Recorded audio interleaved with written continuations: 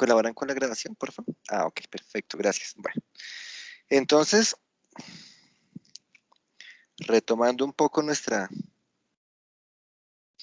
última clase, pasamos de ver eh, escalares a ver vectores, a hablar de matrices y a hablar de tensores, ¿verdad? Diciendo que todas esas entidades, digámoslo así, se pueden decir que son tensores, pero pues cada uno de diferente orden. Entonces, que un escalar como por ejemplo la temperatura es un tensor de orden cero, ¿cierto? Donde solo necesita un valor para representarse, que es la magnitud de la temperatura. Después pasamos a orden uno como un vector que necesita una dirección y un sentido, dos magnitudes. Después pasamos, bueno, ya ahí podemos migrar directamente a un tensor. Digamos que voy a tener una dirección, un sentido y un plano de aplicación, ¿sí? Ya pensando en la aplicación que vamos a tener próximamente cuando estemos hablando de esfuerzos. Y vimos después una serie de operaciones que podemos generar entre tensores, entre vectores, ¿cierto? Llamando a un vector, pues un tensor con unas características particulares, entre vectores y vectores, ¿cierto? Producto cruz, producto punto, qué representación tiene, cómo puedo generar planos, ¿cierto? Verificar condición de ortogonalidad, cómo es la proyección de un vector sobre el otro vector, ¿cierto? Haciéndolo como, ¿cómo decirlo? Como un pequeño recuento de lo que ya conocíamos de algunas de nuestras clases de física y posteriormente también vimos unas operaciones entre tensores. ¿Sí estamos de acuerdo? Sí, profe. También hablamos de notación, en particular notación indicial, que es la que comúnmente se encuentra en los libros de mecánica del medio continuo, donde las sumatorias se omiten, diciendo que como estamos hablando en un plano o más bien en un sistema espacial, pues ya las sumatorias van a ir de 1 a 3, entonces por eso que le estamos omitiendo, pues desde nuestro punto de vista de mecánica espacial, ¿cierto? Si vamos a ir a un libro de física, de topología, matemáticas puras, pues ya allá tendrán otro tipo de notación porque allá ya son un poco más abstractos. Entonces, allá ya hablan de espacios n-dimensionales que pues para nosotros ya empieza a ser un poco como, no sé, salido del contexto que realmente lo aplicamos, que es nuestra condición espacial. Y también pues hablamos que había unos subíndices que se repetían, otros que no, que eran unos subíndices libres, ¿sí? Entonces, ¿qué era lo que ocurría con nuestras operaciones y nuestra notación?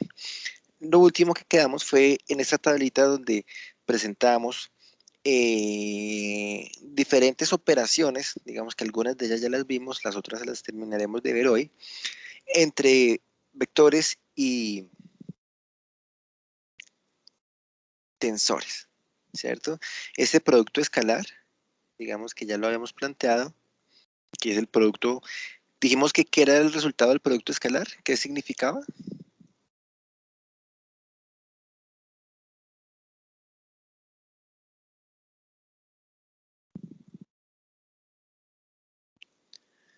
De la última clase, o el producto punto. Representa la proyección de un vector sobre otro. La proyección, ¿sí? Entonces que se calcula como si tengo dos vectores A y B, A, B, la magnitud de A o la norma de A, la norma de B, el producto por el coseno del ángulo entre los dos, ¿sí? Acá hay otra forma de representarlos, ¿cierto? Como en la notación compacta, tenemos la notación indicial que hablamos la vez pasada, y aquí la notación matricial que como les dije, me parece que es más práctica y más fácil de entender de acuerdo con nuestra preparación que traemos, ¿cierto? Esto pues sabemos que siempre los vectores, generalmente nuestros vectores van a ser vectores columna, entonces para hacer esta operación vamos a operar un vector fila porque está transpuesto por un vector columna. Y el resultado nos va a dar acá un escalar, que es ese escalar alfa. Recordando que los escalares también los vamos a poner o los vamos a anotar como con letras griegas, nuestros vectores con letras minúsculas y nuestros tensores con letras mayúsculas. El producto vectorial o producto punto, ¿cierto? Que también había una operación por allá que hablamos. ¿Cómo se llama esa operación?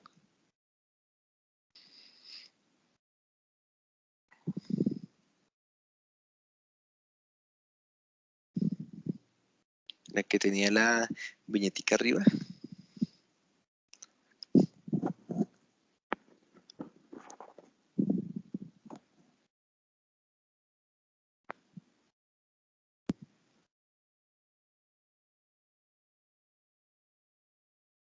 ¿Se acuerdan? ¿No se acuerdan? Como permutación, algo así.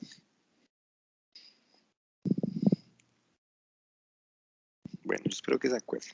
Vamos a tener alguna anotación en función de la permutación, pero pues vamos a tratar de expresarlo de forma mucho más sencilla. Entonces el producto cruz, ya el producto tensorial como tal, entre dos vectores, dijimos que nos iba a dar un tensor, ¿cierto?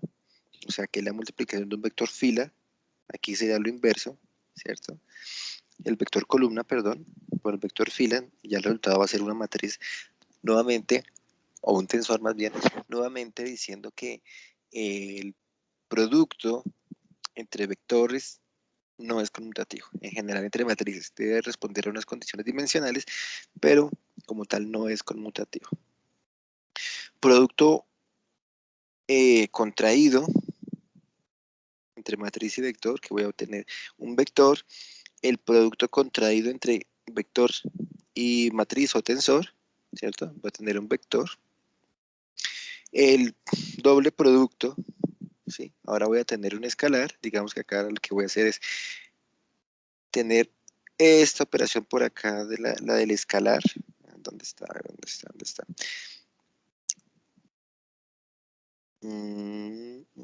Bueno, digamos que el resultado entre matriz y tensor, ¿cierto?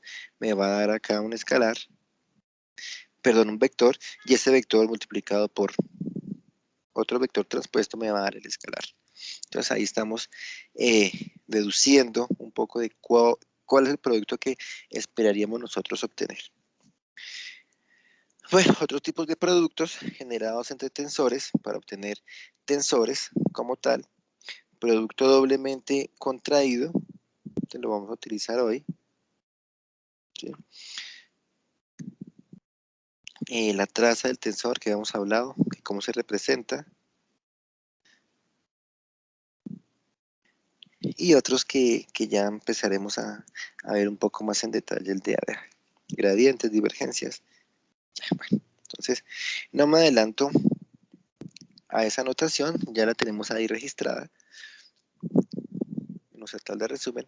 Vamos a continuar con otro tipo de notación, que es la notación de Voigt, y creo que es la que ustedes han manejado en mecánica de materiales, ¿cierto? ¿Qué es como tal? Una simplificación. ¿Y por qué se simplifica esta condición? Resulta que los tensores que nosotros vamos a manejar son unos tensores simétricos. ¿Se acuerdan lo que es el tensor simétrico, cierto? Y aquí empezamos a aplicar todas esas propiedades que vimos en nuestras sesiones anteriores.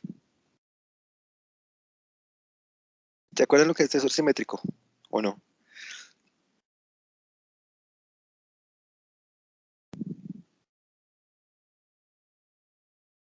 Mucho silencio, me quedé solo.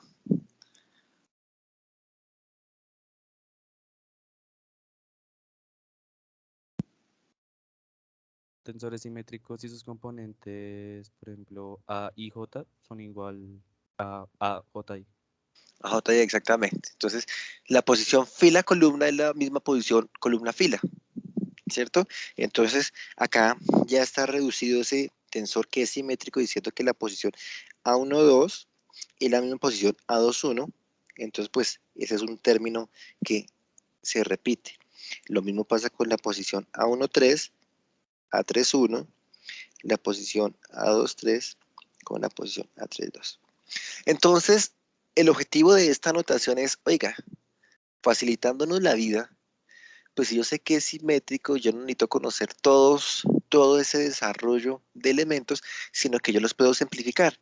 ¿Cuántos elementos o cuántas posiciones van a ser diferentes? Esta. La A1, las de la traza, A22, A33, A23, A13 y A12. Entonces, si mi vector o mi tensor más bien de segundo orden es de 9 elementos, ahora me va a quedar reducido a 1, 2, 3, 4, 5, 6 elementos, que es el que estoy presentando acá. ¿Sí? ¿Y cuáles son esos elementos? En ese orden, así como están indicando las flechas. A11, A22, A33, después subo, A23, A13 y cierro arriba con A12. ¿Sí? Nuevamente aquí lo pongo transpuesto. Ahora vean que era una matriz, pero yo lo estoy representando con como un vector para facilitar nuestros cálculos y demás más adelante. ¿Estamos? Ojo, porque ese orden es importante. Si yo lo hago en otro orden, pues sencillamente me está representando otro vector. Lo transpongo básicamente para ahorrar espacio. Entonces, ¿qué es lo que voy a decir acá? Vean que inicialmente este tensor A pues ya tenía esas componentes, ¿cierto? Ahí en esas posiciones. Acá pues lo represento ya reemplazando que este A12 es este mismo 2,1, este 1,3 es el 3,1 y lo mismo me pasa con el 2,3. ¿Sí? Si tengo otro tensor B, pues va a tener exactamente la misma configuración de simetría. ¿Por qué es simétrico? Lo veremos más adelante en el capítulo de esfuerzos, ¿cierto? De hecho hay una demostración. No sé si ustedes hicieron esa demostración en mecánica de materiales, que el tensor de esfuerzos era simétrico, o que la matriz de esfuerzos, creo que la hablaban allá. Sí. ¿Sí la recuerdan? Yo no, ingeniero. Bueno, igual más adelante lo veremos ese concepto de simetría. Aquí, digamos que como son conceptos generales, pues vamos a decir que nuestro tensor es simétrico, ¿sí? Casi que digamos que es una de nuestras premisas. Ya más adelante vamos a ir a argumentarla, una de nuestras hipótesis. Bueno, entonces si tengo dos vectores simétricos, dos tensores con esa característica de simetría, este producto doblemente contraído, ¿se acuerdan? Voy a ver si lo tengo por acá atrás.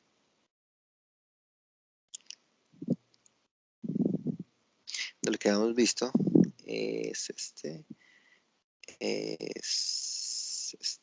no es. Bueno, ese producto doblemente contraído, miremoslo,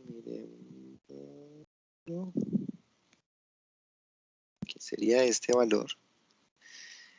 Que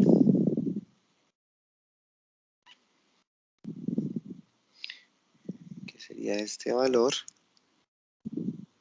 Lo vamos a expresar como, o lo podemos calcular como, más bien,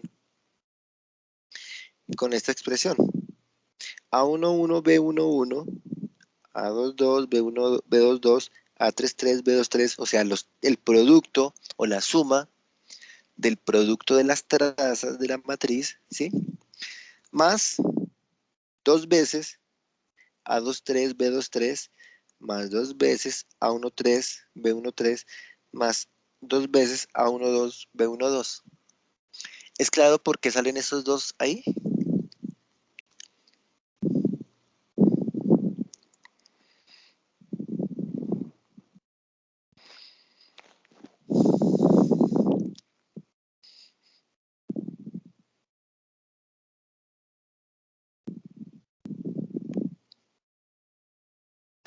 No mucho.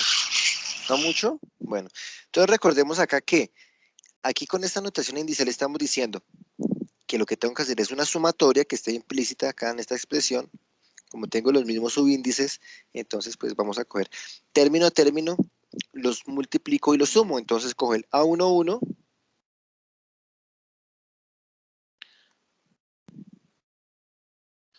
cojo el A11, lo multiplico por el B11. Cojo el A12, lo multiplico por el B12 y voy acumulando eso. Cojo el A13 y lo multiplico por el B13 y voy acumulándolo en esa suma, ¿cierto? Después vuelvo a coger el A12 y lo vuelvo a multiplicar por B12. Entonces veamos que como este término, el producto de este término y el producto de estos términos son iguales, por eso es que aquí me aparece este A12 dos veces.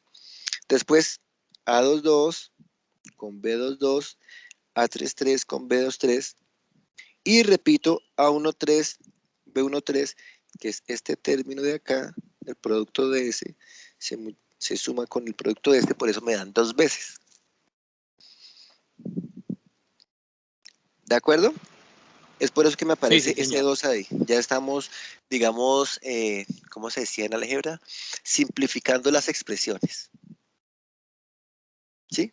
Obviamente por nuestra naturaleza de la simetría. Si no fuera simétrico, pues me tocaba hacer todo el producto expandido. Entonces me salen la suma, acá tengo de 6 términos, me saldría la suma de los 9 términos. Y también me daría un escalar.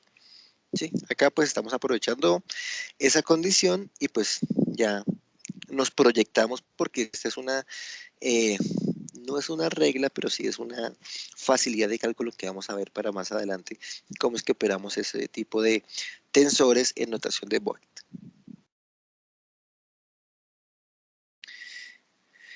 Entonces, veamos que este producto, ¿cierto? Es el resultado, o va a tener el mismo resultado como si yo operara este tensor A por este tensor B, pero en estos tres términos finales, o sea, los que están fuera de la diagonal, les multiplico por 2, los duplico. ¿Cierto? El producto nos da este mismo. Entonces estamos tratando de generar una notación donde matemáticamente no nos altere el resultado. Sí, pero pues vemos las implicaciones que tiene. Tengo el mismo producto, ahora entre dos vectores que traen la información de unos tensores para llegar al mismo resultado. ¿Sí? ¿Estamos de acuerdo con que el resultado es el mismo o no? ¿Se acuerdan cómo operan cómo multiplican esos vectores, cierto que sí? Tengo un vector fila, un vector columna, señor. No, no, que sí que más o menos me acuerdo. ¿Sí? Bueno, entonces recuerda que es este por este, más este por este, más este por este, o sea, ahí voy obteniendo este. Después, este por este por este, y este por este. Entonces tengo este otro término, este otro término, este otro término. Por eso digo que son iguales los resultados a lo que llegamos. Aquí prácticamente planteando los tensores como matrices y acá planteándolos como vectores. Entonces, a eso es lo que queremos llegar. ¿Cómo podemos simplificar nuestra notación para que sea más fácil nuestra interpretación? Y ahora, este tensor A, ¿de qué orden es? Este tensor B, ¿de qué orden es? Creo que yo les dije hace un momento.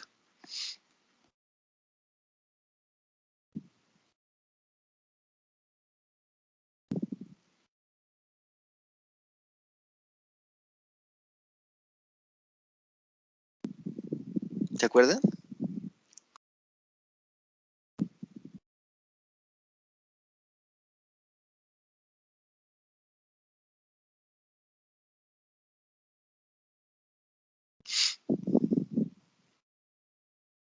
De segundo orden. De segundo orden. Como estamos hablando en el espacio donde tenemos 3 dimensiones y estamos hablando de un tensor de segundo orden, entonces esto nos va a dar 9 posiciones, que son las que tenemos acá.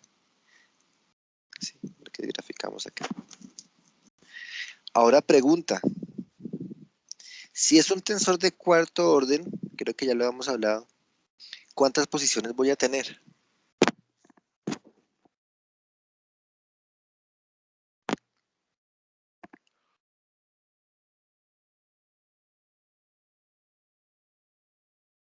¿81? ¿De dónde sale el 81?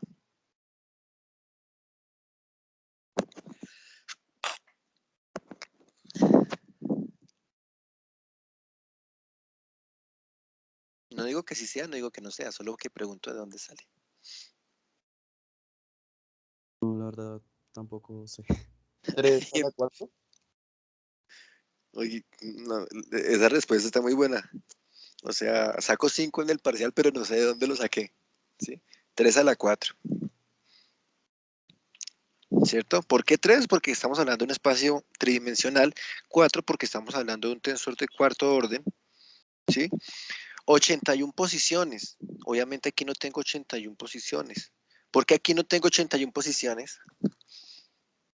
En el tensor que estoy presentando como C.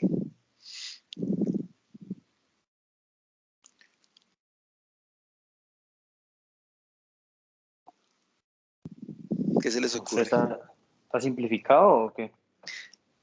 Exactamente. Veamos, como aquí ya estamos hablando de notación de Voigt y estamos hablando que hay muchos términos en esa entidad, en esa, digámoslo así, entre comillas, matriz, porque ya no es una matriz, ¿cierto? De que se repiten.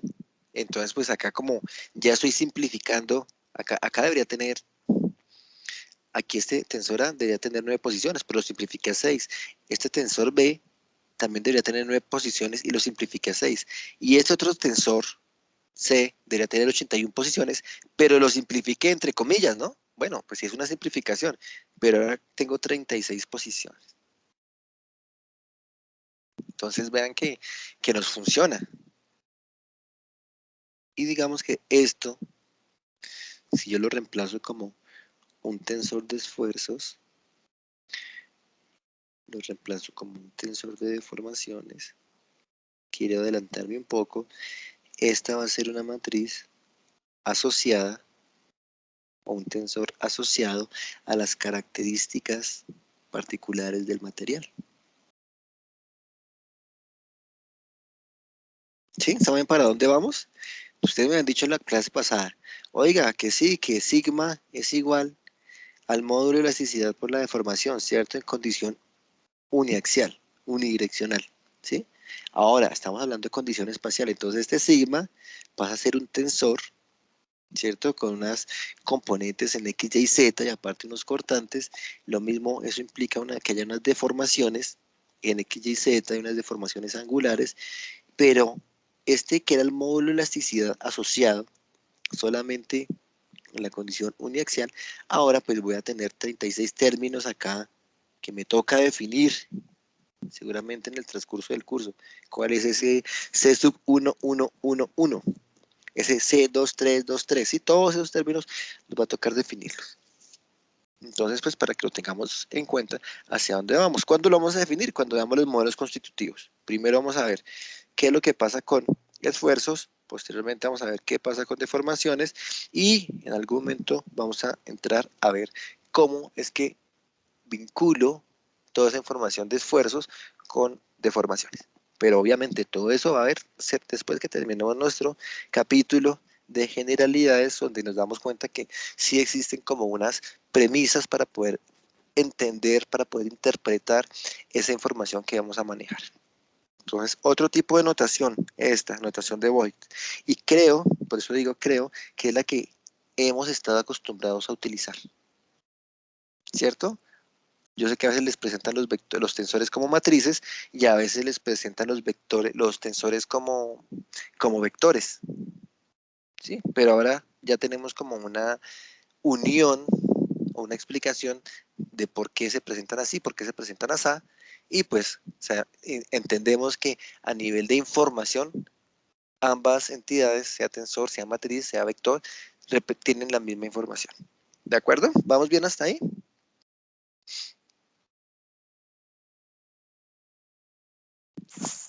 Sí, ingeniero. ¿Sí se entiende? Sí, sí lo estamos conectando con los conceptos que traemos previamente de mecánica de materiales.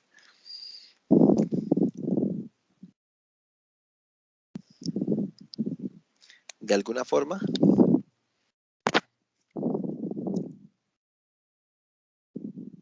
Mucho silencio. Bueno, espero que así sea. Bueno. Continuando. Hay un problema comúnmente conocido en matemáticas que es el problema de los valores propios y los vectores propios. Pues aquí, dentro de la mecánica del medio continuo también existe, no le digo problema, es como un planteamiento que se hace, una igualdad que se hace. ¿Sí? Lo que pasa es que desde aquí, al igual que en otras materias, por lo menos en dinámica estructural, los que ya han visto dinámica, donde más aplica, por algunas condiciones térmicas, se presenta este esquema de valores y vectores propios. ¿Alguien se acuerda desde el punto de vista de matemáticas qué era lo que significaba, qué era lo que se quería solucionar con estos valores y vectores propios?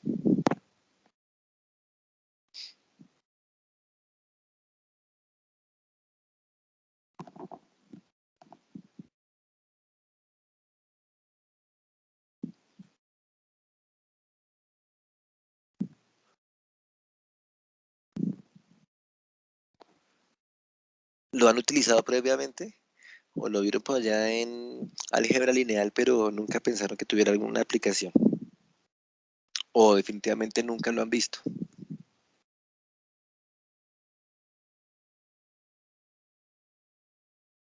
Yo sí lo he visto, pero pues no me acuerdo muy bien cómo era. ¿En dónde? En álgebra lineal. Álgebra lineal. ¿Alguno de ustedes ya vio dinámica?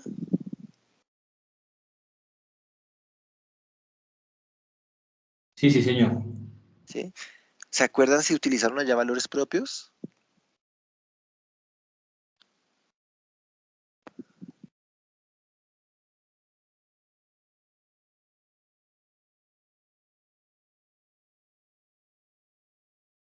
¿O no los utilizaron?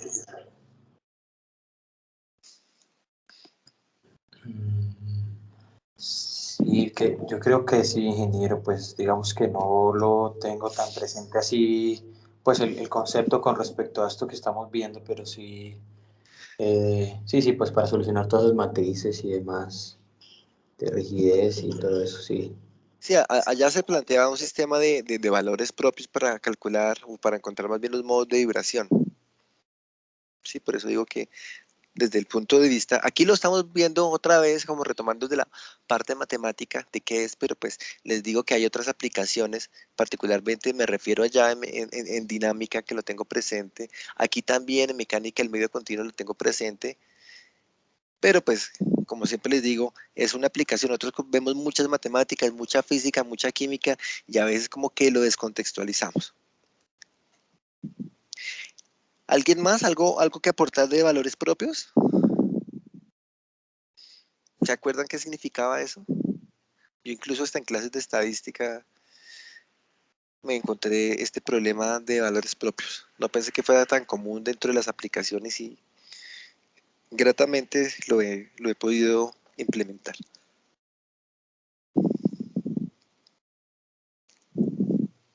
¿No? ¿No se acuerdan nada más de valores propios? Bueno, resulta que yo tengo un vector conocido X. Mira, ese es un vector, ¿sí? Que es este vector X. Y a lo que se quiere llegar es que si yo tengo un tensor, particularmente ahorita vamos a hablar de segundo orden, que son los que nos interesan, ¿sí? Que es este tensor A. Si yo multiplico ese tensor A por ese vector X, debe existir lambda. ¿Qué será lambda?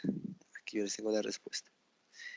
Un escalar que multiplicando ese mismo vector X me va a generar el mismo resultado que cuando yo opere el tensor por el vector X. ¿Sí? Es una igualdad que se nos va a generar. Entonces, ¿qué es lo que queremos conocer? Lambda. ¿cuál es ese lambda? ¿Cuál es ese valor que me garantiza esta igualdad? ¿Sí o no? ¿Se entiende? ¿Cómo yo hago un producto entre una matriz y un vector y resulta que ese producto va a ser igual a si yo tengo un escalar y lo afecto al mismo vector? Entonces, aquí, como es un producto contraído, ¿cierto? Me va a dar un vector, obviamente, y acá, para conservar la igualdad, también me debe de dar un vector, ¿sí? Entonces, ¿qué nos dice? Valores propios encontrados en la mecánica del medio continuo. Esa es la forma general que ustedes lo pueden encontrar en un libro de álgebra lineal, siendo A un tensor de segundo orden conocido, X también es un vector, lambda es un escalar, pero ambos son desconocidos. Este vector X es el que conocemos nosotros como el vector propio, ¿de acuerdo? Y lambda, el valor propio. Los componentes del vector, del tensor A, del vector X de un sistema de coordenadas con base E sub I, como ya nos hablamos nosotros, ¿cierto? Allá en el álgebra lineal lo pueden encontrar como X, Y, Z. Aquí generalmente hablamos como E sub X, o E sub 1 más bien, E sub 2 y E sub 3. Mentira, estos son los unitarios que van acá abajo, chiquitos. Acá vamos a hablar de X1, de X2 y de X3. ¿Sí? Entonces, pues aquí vamos a tener las componentes de nuestros tensores y expresando ya no en notación general, sino en una notación matricial, nuestro problema, pues tenemos que solucionar este sistema. Entonces acá voy a despejar, pasando todo al otro lado del igual. Aquí como ya sabemos que nos va a dar 0, ¿cierto? Pero ya el 0 es una entidad escalar, entonces tengo que plantearlo como un vector nulo, ¿cierto? Este es mi vector nulo. Entonces quiere decir que lambda A, perdón, que el tensor A menos lambda, aquí ahora multiplicado por la matriz identidad, ¿cierto? Ahí se factorizó el tensor, el vector X, es igual a 0. Entonces, esta es la solución trivial, obviamente, que es que mi vector X sea igual a 0 para que ese producto se mantenga, pero pues digamos que ya carece un poco de sentido. Entonces la otra solución que necesitamos conocer es que este producto, o más bien esta diferencia, sea 0. Y la solución característica, la solución de la ecuación característica viene calculándose con que el determinante de esta diferencia, pues aquí vemos que, voy a decirlo así un poco más escuetamente, esto va a ser una matriz, ¿cierto? Por eso le podemos calcular el determinante, y si es una matriz de 3 por 3, ¿cierto? Porque estamos hablando de un tensor de segundo orden, pues ya lo sabemos calcular, ya hicimos ese ejercicio en nuestra clase pasada. ¿Estamos hasta ahí?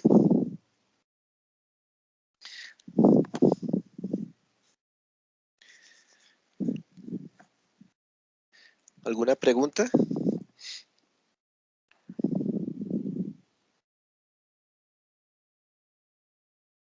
¿Vamos bien?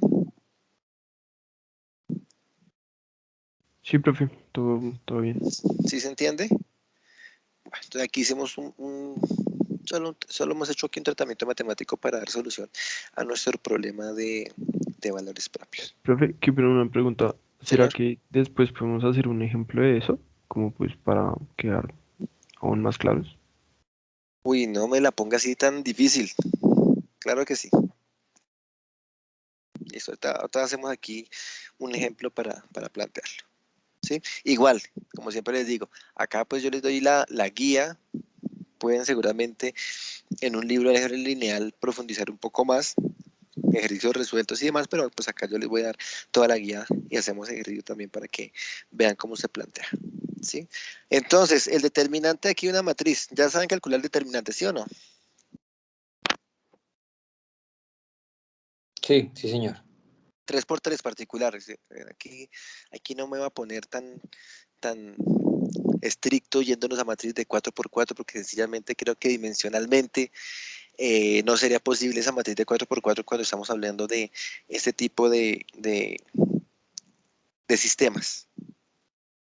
¿Sí? Matemáticamente sí se puede, pero aquí creo que no vamos a encontrar esa matriz de 4x4. Bueno, entonces, si tenemos que hacer el determinante igual a 0, ya como ustedes lo han hecho, pues este va a ser el sistema que queremos plantear. Como aquí tengo la matriz identidad por un vector lambda, pues ese producto que va a ser lambda 0, 0, 0, lambda 0, ¿cierto? 0, 0, lambda. ¿Cierto que sí? Aquí estamos aplicando por un lado la multiplicación de un escalar por una matriz. Y pues que en este caso la matriz es la matriz identidad. Entonces si ahora tengo los términos de A y le resto los términos de esta matriz, pues voy a obtener estos términos, esta matriz que me da acá. ¿Sí? O sea que en la diagonal voy a restar los lambdas. Y el determinante, si yo lo calculo, pues con una expresión que vimos por allá en la clase pasada, lo puedo simplificar de esta forma.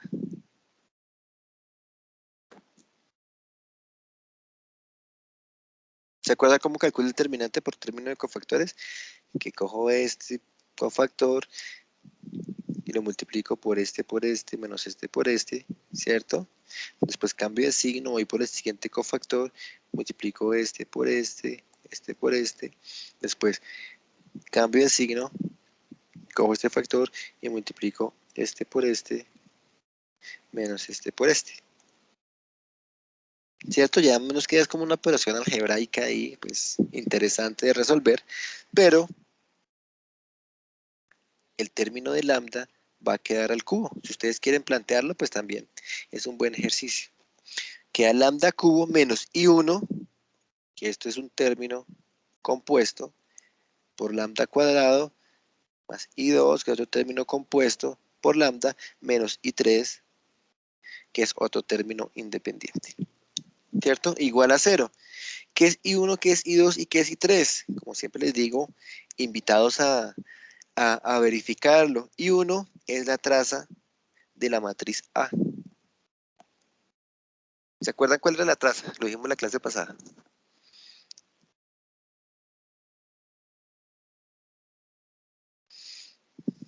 Acá ya la tengo desarrollada. Es la suma de los términos de la diagonal principal de esa matriz. O sea, A11, A22, perdón, A33. I2 me dice que es la mitad, es un medio de la traza al cuadrado menos la, la traza del cuadrado de la matriz A. ¿Sí? Que aquí digamos que ya está ese despliegue matemático que es A11, A22, A11, A33, A22, A33, ¿cierto? O sea, el producto de los términos diagonal por parejas, ¿cierto? Que están sumando menos los términos que están fuera de la diagonal de ese tensor elevados al cuadrado. Si se dan cuenta, pues allá teniendo esas expresiones me queda relativamente fácil de programarlo, ya conociendo pues todas las posiciones de la matriz. Y el 3, I3 es el determinante de A, que se puede decir que es un tercio de la traza del cubo de la matriz A, o sea, matriz A por matriz A por matriz A, menos I1, ya la conocemos, la traza de A, por la traza de A cuadrado, menos I2, también ya lo conocemos, por la traza de A, que desplegándolo matemáticamente, invitados nuevamente a que lo desarrollen, me queda que ese invariante, se conoce como invariantes I1, I2 y 3, va a ser el producto de los términos de la traza, veamos que el invariante 1 es la traza, ¿no? O sea, la suma. Aquí ya estamos hablando del producto. Más 2 veces el producto de los términos fuera de la diagonal, menos, y acá empiezan 1, 1, o sea, son los índices independientes, digámoslo así, por el cuadrado de A2, 3, menos A2, 2 por el cuadrado de A1, 3, o sea, el término que aquí no aparece, menos A3, 3 por el cuadrado de A1, 2. Sí, eso es en negativo. Entonces, digamos que si lo expresáramos acá en esta ecuación, pues nos va a quedar un término muy grande, por eso se simplifica de esta forma, y aparte pues que estas invariantes van a tener un uso importante como tal cuando ya lo estemos aplicando como tal en nuestros tensores propiamente de esfuerzos y de deformaciones, ¿sí? Entonces, ¿qué me queda hacer? Reemplazar este I1, este I2, este I3 aquí en este término que se llama pues nuestra forma canónica, y ya conociendo eso, pues me quedarían mis 3 raíces. Lambda 1, lambda 2, lambda 3, que serán mis valores propios.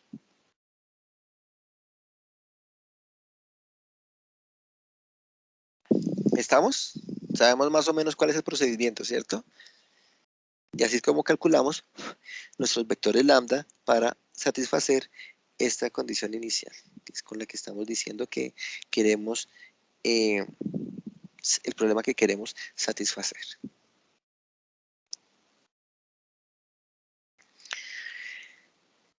Ahora, pues todo esto, ¿para qué? ¿Hacia dónde va? Que como es un tensor simétrico, los valores propios delante de números reales, como ya les dije hace un momento. Lambda A, lambda B, lambda C, ¿cierto? Los valores propios o valores principales de A. Y los vectores propios van a ser x1, x2 y x3 denominadas las direcciones principales. ¿De acuerdo? ¿Cómo se obtienen ese x1, x2 y x3? Pues cuando yo reemplace aquí el valor de lambda 1, ¿cierto?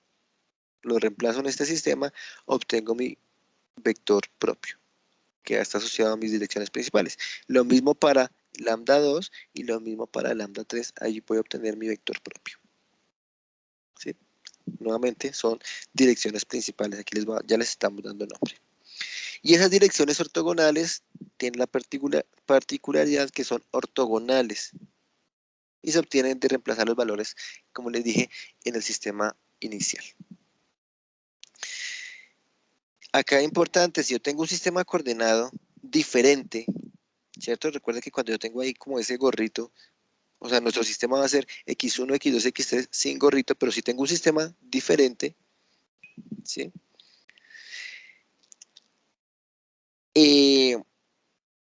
O más bien, estos que los estamos notando así, como estamos diciendo que son mutuamente ortogonales, nos van a generar una base ortogonal. ¿Qué quiere decir? Que estas direcciones principales que yo voy a obtener me van a generar un sistema coordenado x1 gorrito, x2 gorrito, x3 gorrito, ¿sí? Diferentes al principal, donde vamos a tener una característica y es que no voy a tener, o sea, que me van a presentar una matriz solo con términos en la diagonal. Bueno, aquí no debería poner. Bueno, y tampoco voy a poner a 1, 1. Voy a poner X, tampoco me sirve porque X. Voy a poner Z. 1, 1, Z, 2, 2, Z, 3, 3. ¿Sí? Y términos fuera de la diagonal van a ser 0. Entonces, yo inicialmente venía con una matriz A, ¿cierto? Con términos en todos sus componentes, y después encontré unos valores propios, y encontré unos vectores propios. Esos vectores propios me van a dar este sistema coordenado, ¿cierto? Y en ese sistema coordenado solamente voy a tener unos valores de tensiones en la diagonal. Los términos fuera de la diagonal van a desaparecer o se van a hacer cero. ¿De acuerdo? ¿Se acuerdan ustedes que a esos se llamaban, cómo se llamaba? Si hablamos de esfuerzos.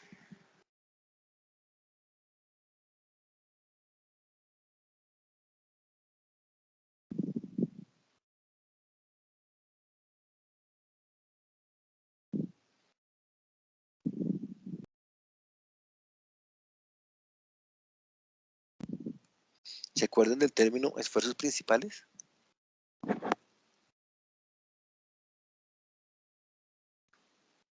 Sí, señor. ¿Y qué pasaba con los esfuerzos principales?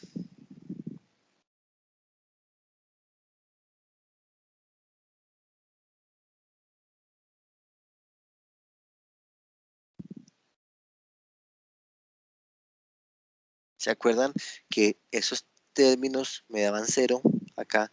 Era porque ya no me aparecían unos cortantes, sino solamente íbamos a tener unos términos de esfuerzos normales. Eso es lo que queramos decir con esfuerzos principales. Hacia allá llegaremos, pero es para que veamos qué uso tienen esta solución de valores propios. Entonces, ¿cómo es que vamos a generar un sistema coordenado, ¿sí?, en función de esos valores propios, en el cual nos desaparezcan los términos fuera de la diagonal? Más que desaparezcan, que se anulen los términos. Y acá, pues yo les recomiendo este que es el método de Cardano para obtener estos valores propios. En Excel también lo pueden hacer, pero he visto que a veces nos generan los vectores con signos invertidos. Pero igual también puede revisarse a ver cómo es que le estoy haciendo el programa. Entonces me dice, bueno, este término, mis vectores propios, perdón, mis valores propios, lambda A, lambda B y lambda C pueden obtenerse de esta forma.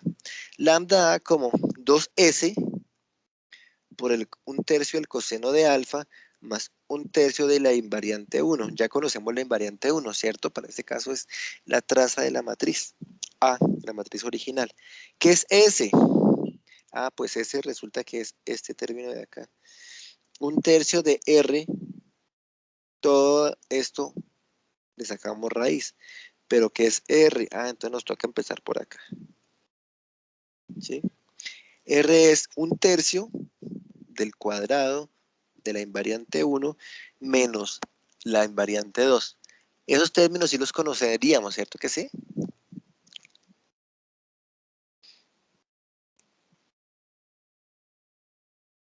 ¿O no? ¿Qué necesitamos para conocer esas invariantes?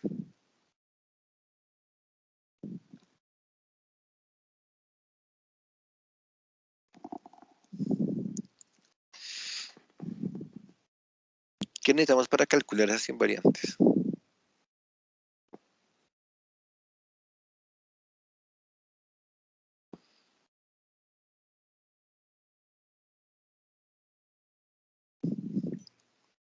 ¿Se acuerdan que hace un momento lo vimos?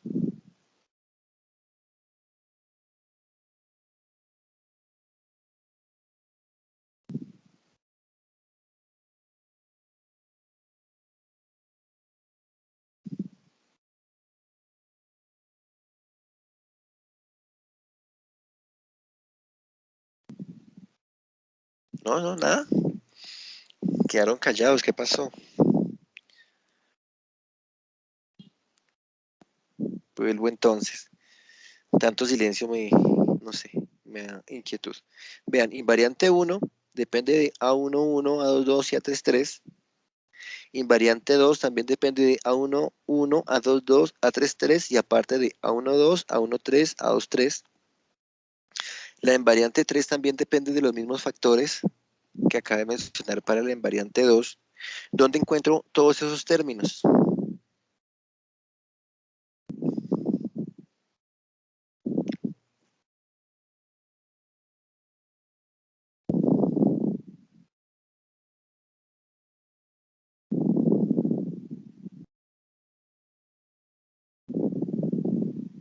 pues, ahí propiamente de la matriz, ¿no?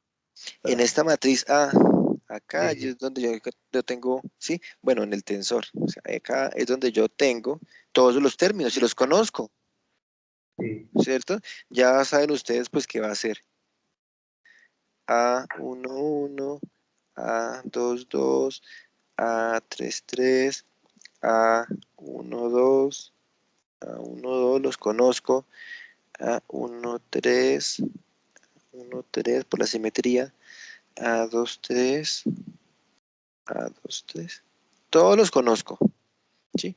Como ya los conozco, pues puedo aplicar estas operaciones para calcular las invariantes 1, 2 y 3, y si ya conozco todo eso, pues ya podría obtener rápidamente esta cantidad R, que me sirve como apoyo para poder calcular mis valores principales, ¿cierto? Entonces ya conozco R, ¿cierto? En teoría, también ya conocería S, ¿cierto que sí?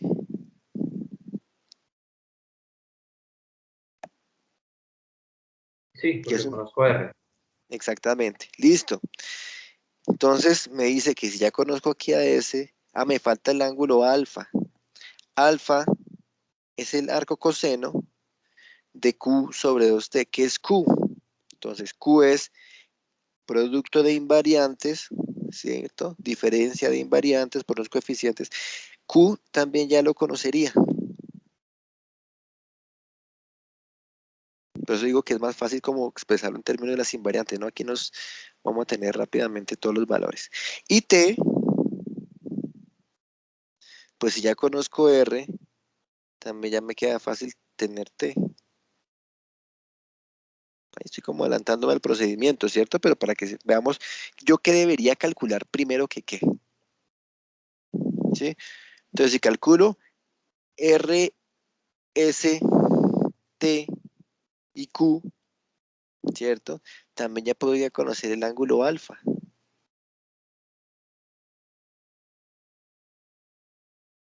Entonces, cuando ya calcule estos valores, pues yo podría conocer mi valor principal A.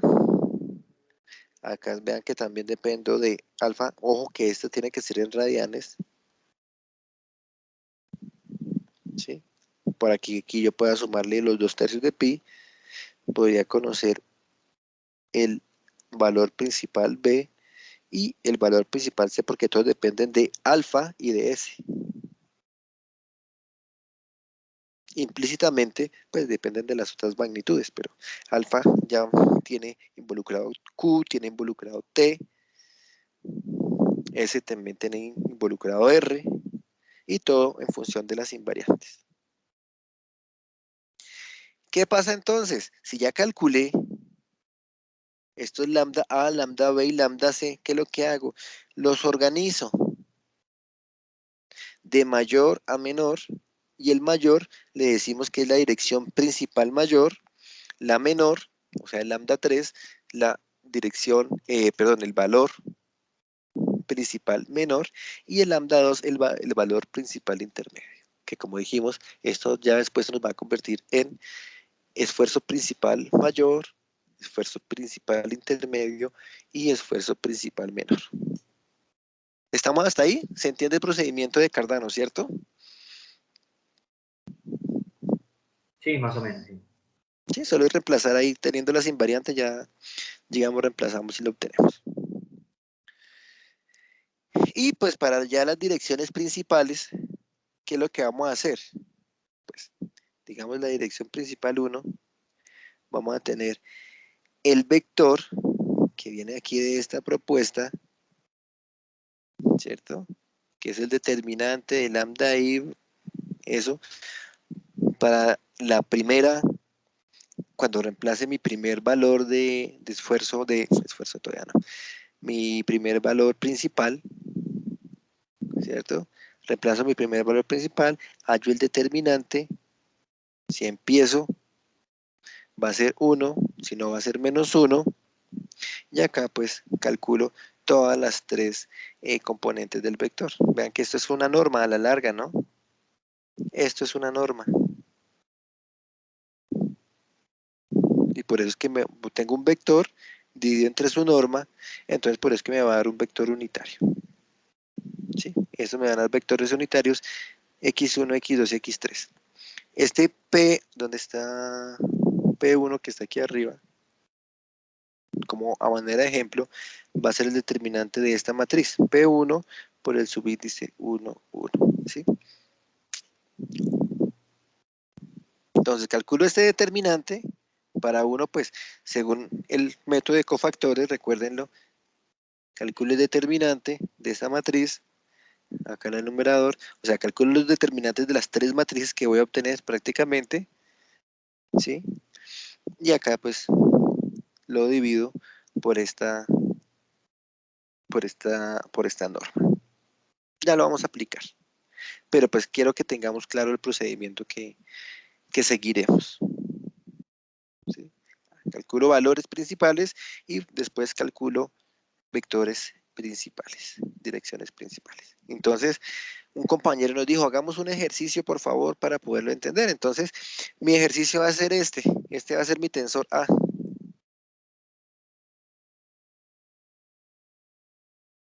Tensor compuesto por, expresado de forma matricial, 1, 1, 3, 1 menos 1, 1, 3, 1, 3. Pregunta, si lo expresamos en notación de Voigt, ¿cómo nos quedaría este tensor A?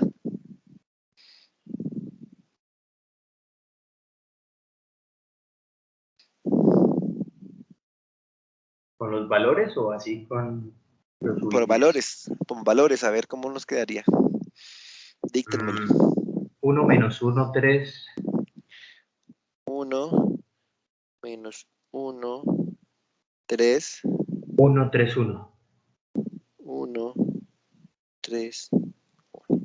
¿Todos de acuerdo?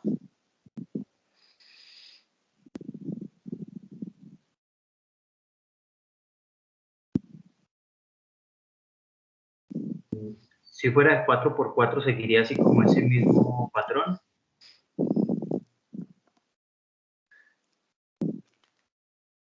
¿O no? ¿Cómo responder eso?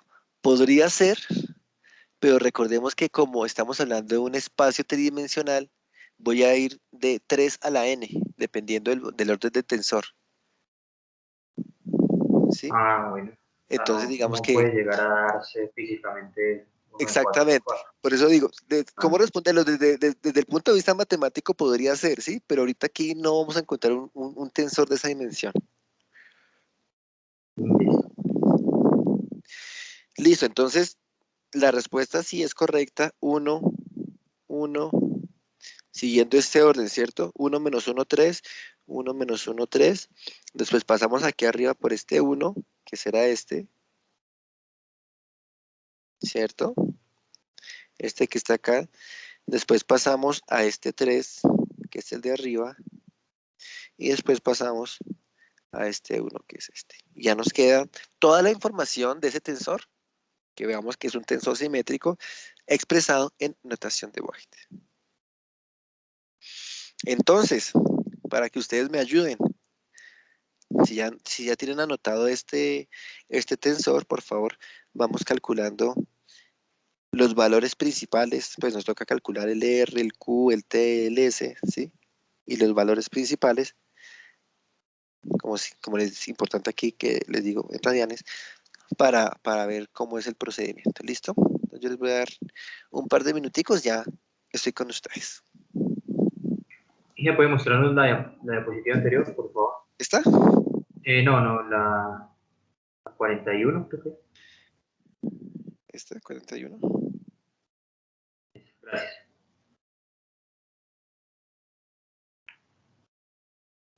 Sí, hay que tomar en pantallas para mirar cómo es. Que se calcula porque pues las invariantes es lo primero, ¿no?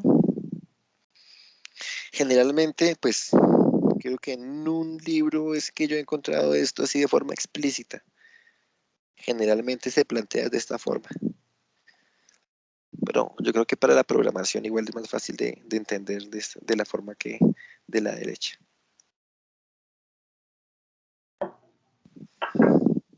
¿Listo? Aquí les dejo también entonces eh, el procedimiento, entre comillas, para que lo vayan calculando. Y ya, así con ustedes. Listo. Y los valores del ejercicio, vamos a mirarlo para tomarlo Ah, por tiempo. Gracias.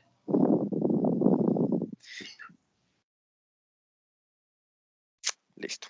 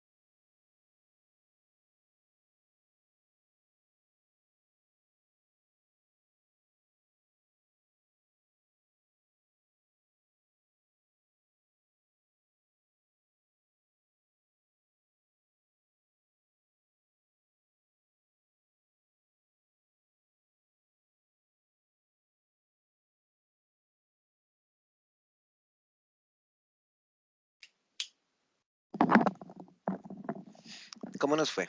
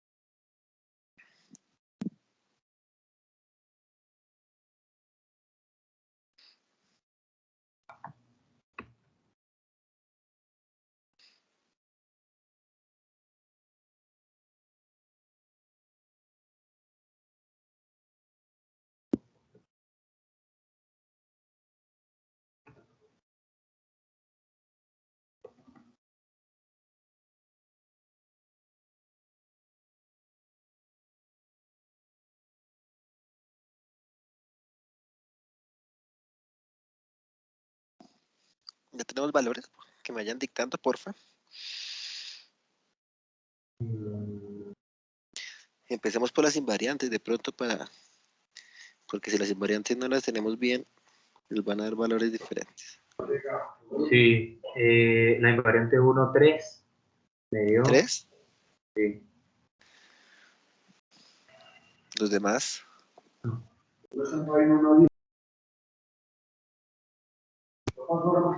Listo, vale. La invariante 2 menos 12 y la invariante 3, perdón, 8. ¿Sí? Si me verifican los demás, si me corroboran si son esos valores, están dando lo mismo. Sí, señor. Igual. Ok. Ya con las invariantes podemos calcular RST, Q y alfa, ¿no?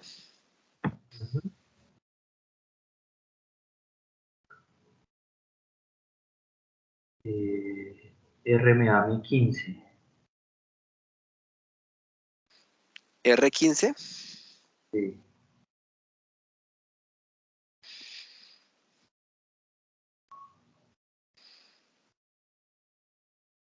S menos. S me da 2.24. ¿cuál? S. 224. T 11.18.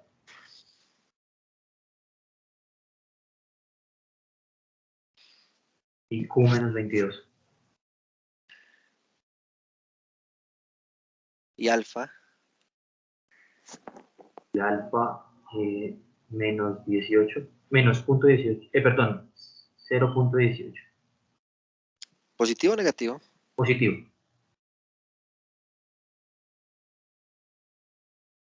Tenemos más valores acá, después del 18, como para... O sea, que recordemos que es un ángulo, ¿no? Entonces nos toca... Ah, bueno, no, pues me da 0.17985.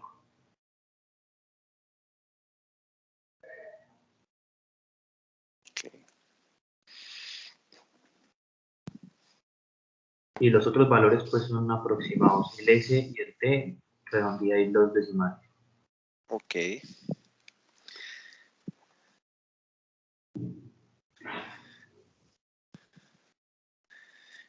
Lambda 1, lambda 2, lambda 3.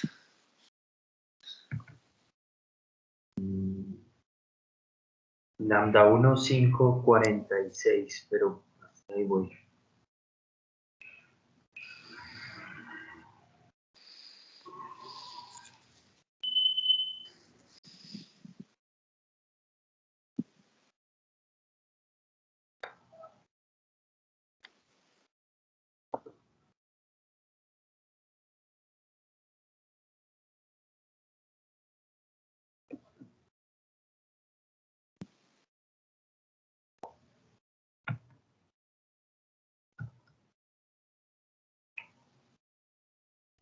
Son en radianes esos cosenos, ¿cierto?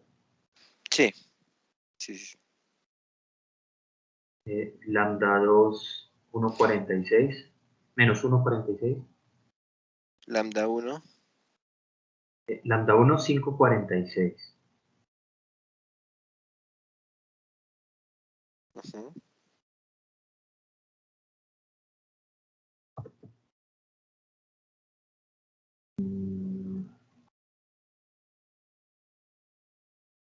Y lambda 3, menos 1. Menos 1.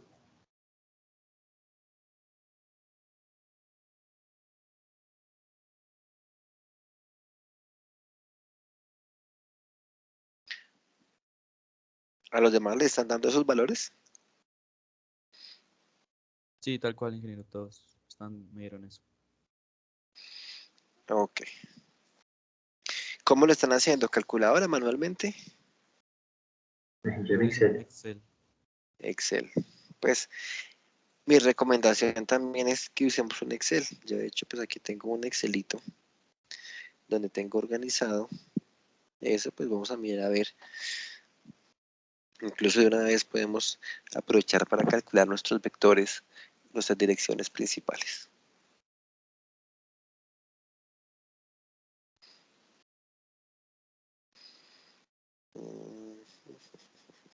A ver.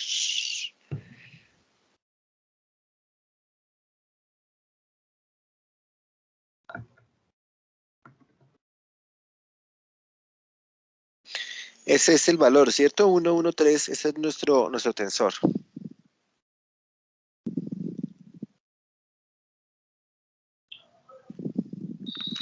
Sí. 1, 1, 3, 1 menos 1, 1, 3, 1, 3. Bueno, entonces acá lo que yo estoy haciendo, pues inicialmente va a ser mi tensor en notación matricial, ¿cierto? Aquí lo que hicimos hace un momento también de transformarlo en notación de Voigt, ¿cierto? Conociendo pues cuáles son los subíndices asociados de acuerdo con esta imagen, ¿cierto? ¿Cuál fue entre comillas, la transformación? Porque pues, ahí ya me permite un poco más, para ir más adelante a su operación como tal con otros tensores. Cálculo de valores principales. Pues acá tengo los lambdas. Calculo las invariantes. Creo que nos están dando los mismos valores, ¿cierto? 3 menos 12 y 8. Sí, sí, señor. Aquí pues tengo expresadas o indicadas las expresiones para hacer esos cálculos, ¿sí? Obtengo un polinomio característico que es lambda 3, lambda cubo, menos 3 lambda cuadrado en función de la invariante 1, menos 12 lambda más menos 8 igual a 0, y ese es el que le tengo que encontrar las raíces. Entonces, ¿para qué me sirve el método de Cardano? Para encontrar las raíces de un polinomio de tercer orden, básicamente, ¿sí? Que si es el único método, ¿no? Pues seguramente que no es el único método, pero veamos que nos queda fácil de plantearlo, ¿sí? Ustedes ya por sus cursos de cálculo que han hecho a través de la vida, del tiempo, pues pueden tener algunos otros métodos para hallar las raíces de ese polinomio. Nuevamente acá en esta parte inferior pues tengo las expresiones para el cálculo de R, de Q, de T, de S, de alfa. Y acá pues yo incluí alfa tercios. ¿Por qué? Porque en todas las expresiones me está pidiendo hacer un cálculo de alfa tercios. Entonces pues yo consideré que era oportuno incluirlo, ¿sí? Y obtuve estos valores. Si nos dio lo mismo, ¿cierto? El R de 15, Q de menos 22, el T de 11.2, S de 2.2, el alfa de 0.180, pues ahí ya está trabajando con todas sus cifras, entonces digamos que ahí solo nos permite visualizar una aproximación, alfa tercios de 0.060. Si esos son los valores que nos dieron, ¿cierto que sí? Los que me Sí, dijeron señor. hace un momento. Ok. Y las raíces que van a ser 5,46 menos 1,46 y 1,46. ¿Cuál va a ser nuestro valor máximo y nuestro valor mínimo? Y nuestro valor intermedio.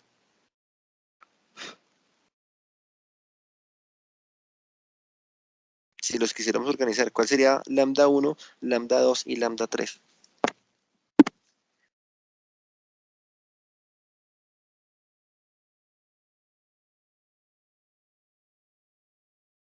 ¿Qué me dicen ustedes? Lambda ¿Cómo 1, se ¿cuál sería? organizan de mayor a menor? Sería primero Ajá. lambda A, después lambda C y después lambda B. Pues esa es mi pregunta. O sea, sería el mayor sería 5,46. ¿Todos de acuerdo?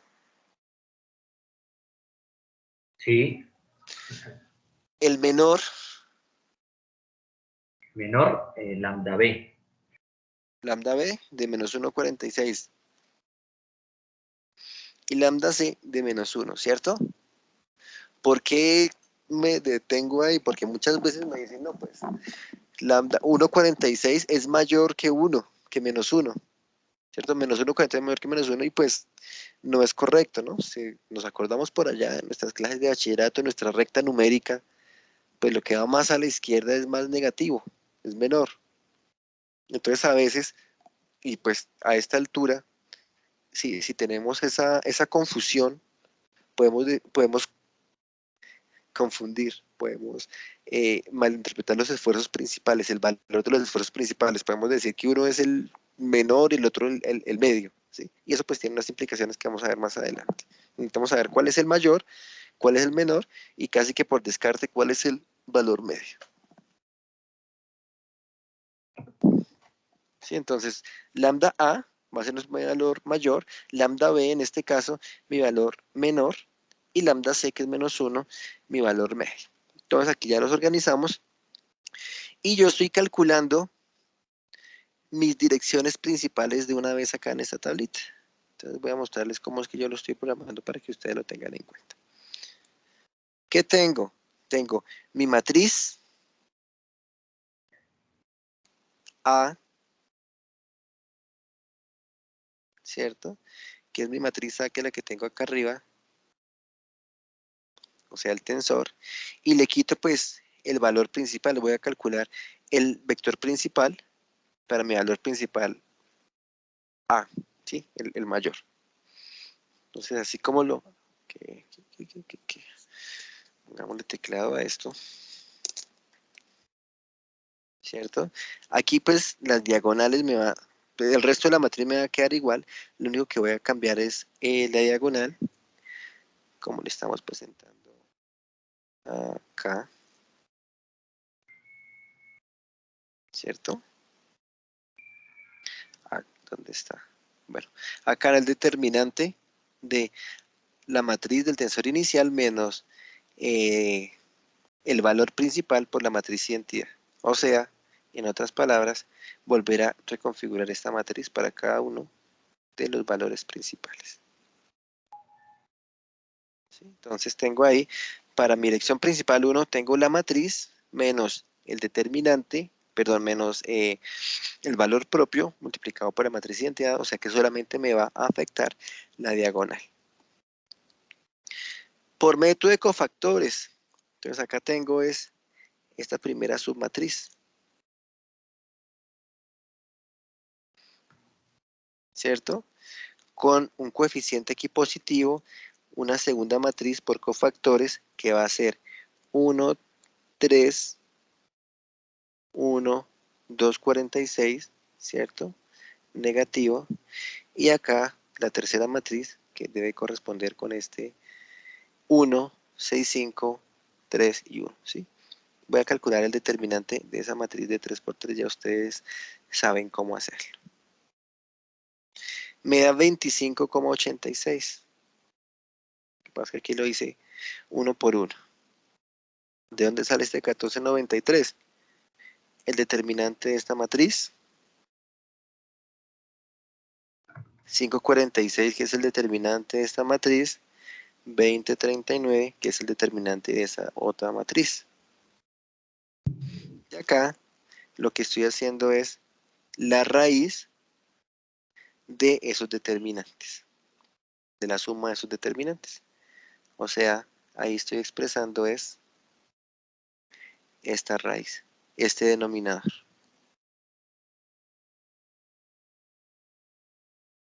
¿De acuerdo? Entonces, en la parte superior tengo el determinante, en el denominador tengo esa norma. Este 0,58 viene de la normalización de esos resultados. Entonces, ¿cómo lo obtengo? 0,58 dividido entre 25,86. 0,21 dividido entre 25,86 para obtener el vector unitario. 0,79 dividido entre 25,86. Y ahí, con esos valores, estoy armando mi vector principal. ¿Estamos? Entonces, acá en el numerador, pues tengo el determinante, nuevamente. Acá en el denominador tengo la norma a partir de los tres determinantes. Y pues ya lo estoy convirtiendo en vector unitario, mi dirección x1, x2 y x3. Y acá está. Acá pues estoy haciendo la comprobación, que es un vector unitario. La raíz de 577 al cuadrado más 0,211 cuadrado más 0,789 al cuadrado me da el vector unitario. De igual forma, estoy haciéndolo aquí para el vector 2, pero pues ahora lo que voy a hacer es que a mi matriz A, la original, mi tensor, voy a reemplazarle el tensor, en este caso sería el menor, con un valor de menos 1,46. Nuevamente voy a afectar la diagonal y por método de cofactores, pues aquí vengo a calcular pues las submatrices. Entonces, primera submatriz será esta, positiva. Segunda submatriz serán estos dos términos y estos dos términos, ¿cierto? Negativa. Mi tercera submatriz debería ser esta, 1,04631, ¿sí? Los determinantes los estoy calculando acá. Después aquí calculo la norma de esos determinantes, ¿cierto? La raíz de la sumatoria de los cuadrados. Y después acá lo que hago es dividir cada uno de estos entre esa norma para presentar mis vectores unitarios, mis valores o mis proyecciones para conformar mi vector unitario. Y lo mismo para el otro vector. Hagamos un ejercicio. Multipliquemos, hagamos el producto cruz de este vector por este vector. A ver cuánto les da.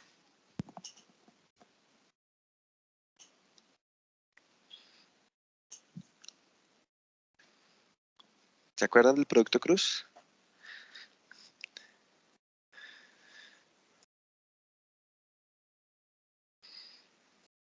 De dos vectores. ¿Qué obtengo el producto cruz entre dos vectores?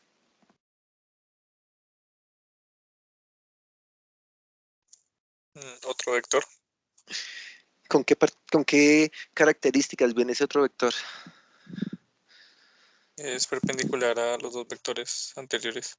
Exactamente. Entonces esos tres vectores me permiten configurar una nueva base ortogonal, ¿cierto que sí?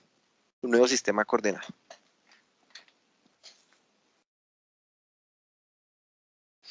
Yo diría que sí. Hago el producto de esos dos, me daría el tercero. No sé si alguien se anima a irlo revisando a ver si sí eso no es.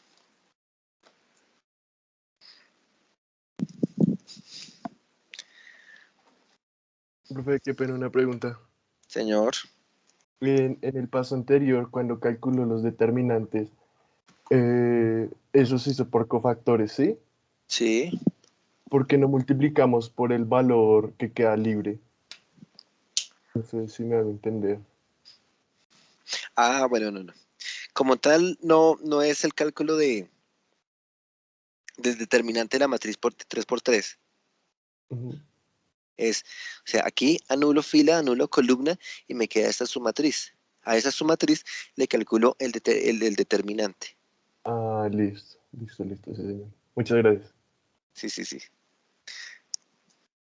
Esa es la submatriz que queda, la que calculo el determinante, una sumo, como voy alternando los signos, entonces aquí los tengo. Listo, listo.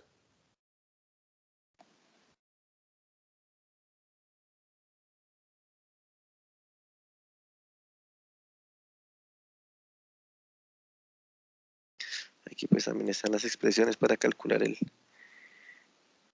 el determinante y demás.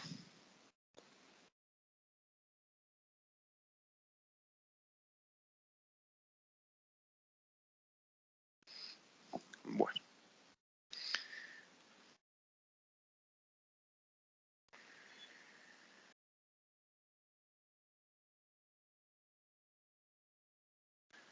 entonces aquí ya digamos que tenemos el ejercicio donde sabemos calcular direcciones principales y valores principales de un tensor dado, ¿sí? Ya como le digo, después lo aplicaremos a esfuerzos principales, a deformaciones principales. Ya acá importante resaltar algo que habíamos planteado antes de lo que es la parte esférica y la parte desviadora de un tensor. ¿Qué es la parte esférica? Es un tensor isótropo. ¿Se acuerdan de isotropía? ¿Qué era? Creo que lo hablamos en algún momento.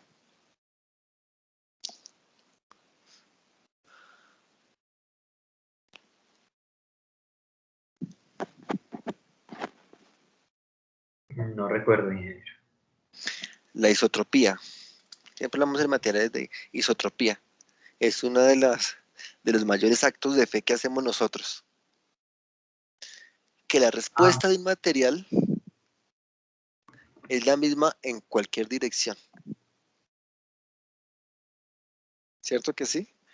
Pero pues ya creo que hablamos con ustedes que pues que un concreto, pues sí, nosotros decimos que lo asumimos como isótropo, pero pues porque mi Dios es muy grande, hacemos un gran acto de fe, pero sabemos, incluso hacemos cortes en una columna a diferentes alturas, que el perfil que vamos a obtener es muy diferente. Vamos a tener diferentes tamaños de agregados, diferentes incluso cantidades de cemento, ¿cierto? Si vamos así como al detalle, a veces podemos encontrar zonas más arenosas, ¿cierto? Con más agregado fino que grueso, en otros lados más agregado grueso que fino. Bueno, en fin.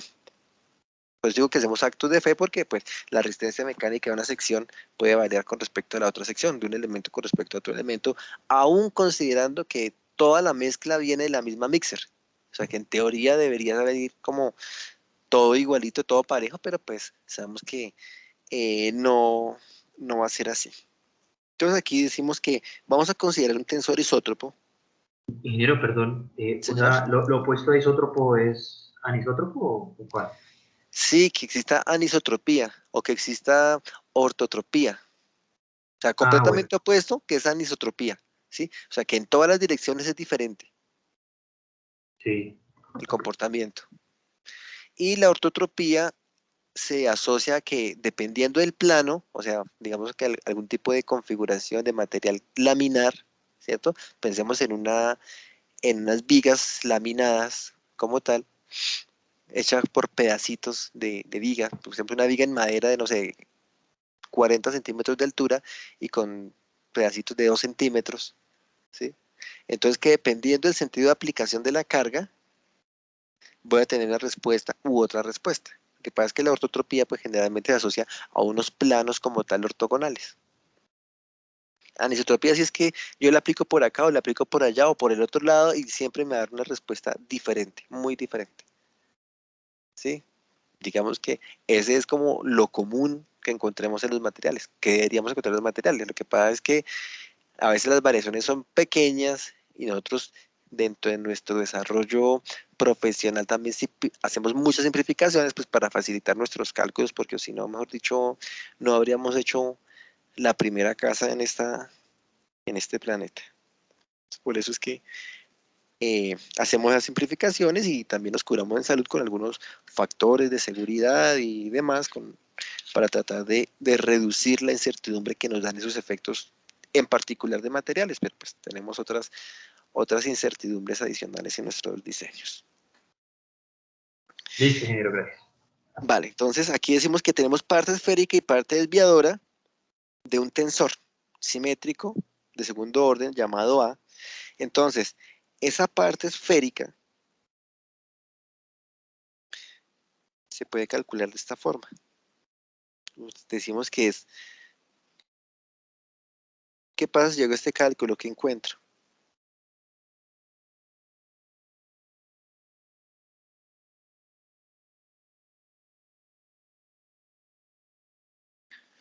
Un tercio del tensor unitario por la traza de A. ¿Qué obtendría?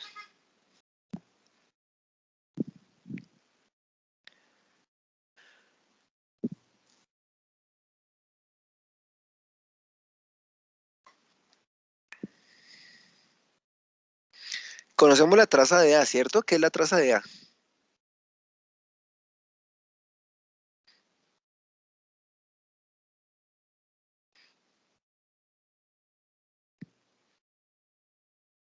Los valores de la diagonal de la matriz A sumados. Exactamente. Los valores sumados de la traza de A. ¿Cuántos valores son? Si estamos hablando de un tensor de segundo orden. 3 valores. 3 valores, ok. O sea, sumo 3 valores y lo divido entre 3. ¿Qué obtengo?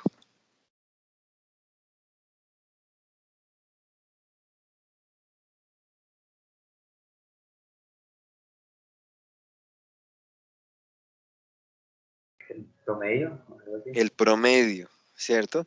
Entonces, es como si tengo mis valores principales, los promedio y los multiplico por esta matriz, por este tensor unitario. Entonces, ¿qué me va a dar? Me va a dar un tensor esférico, ¿cierto? Cuyas componentes van a estar en la diagonal y va a ser el promedio de los valores propios previamente calculados. ¿Cuánto me da este promedio? 5,46 menos 1,46 y menos 1.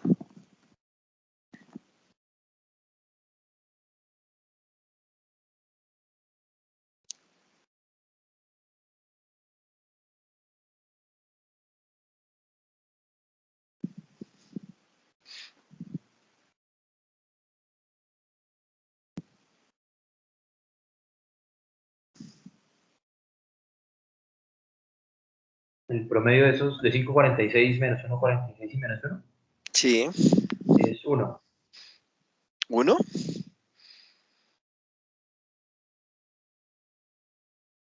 Sí, seguro, no sé, yo les creo. Sí, sí, es 1.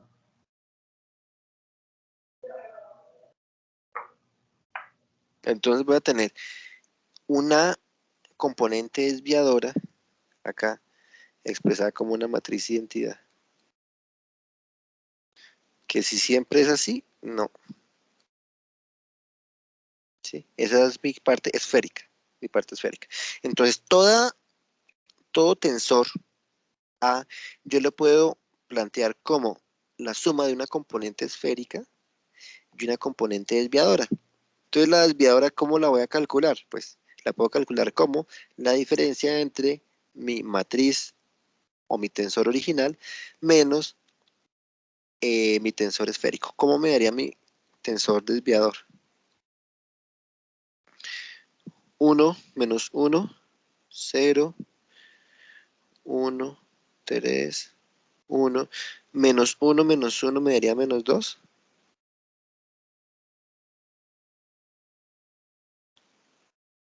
Uno, 3, 1, 3 menos 1 me daría 2. Sería mi A desviador. Si lo sumo con mi A esférico, 1, 0, 0, 0, 1, 0, 0, 0, 1, me tendría que dar la matriz A. ¿Sí me da? 1, 1, 3, menos 1. Sí me daría, ¿cierto?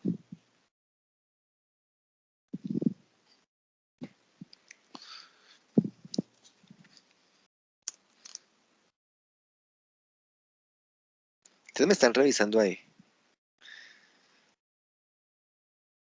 Porque si no estoy mal, a ver, yo creo que aquí también calculé mi componente esférica, mi componente desviadora. Aquí no la tengo calculada, pero pues la podría incluir, ¿no? Aquí sí la tengo.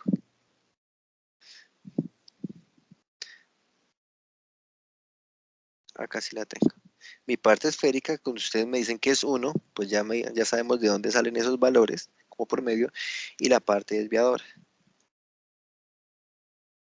La suma de estas dos matrices, de estos dos tensores, pues es una forma de expresar mi tensor original A.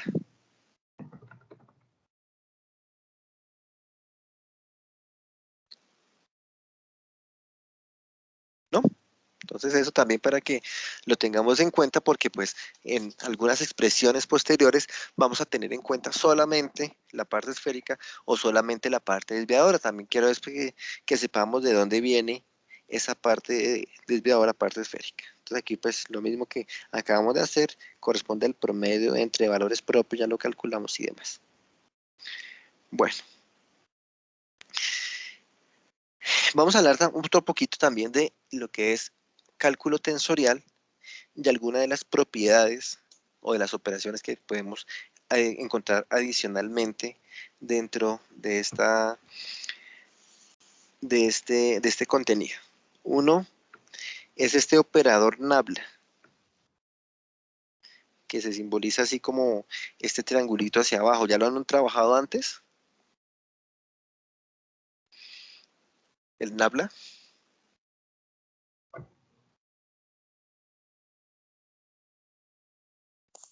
Sí, señor. ¿Sí? ¿En dónde lo han utilizado? En cálculo multivariado o Matemáticas vectorial. parciales. Ok, cálculo vectorial, listo. Aquí esto también es cálculo vectorial a la larga, ¿sí?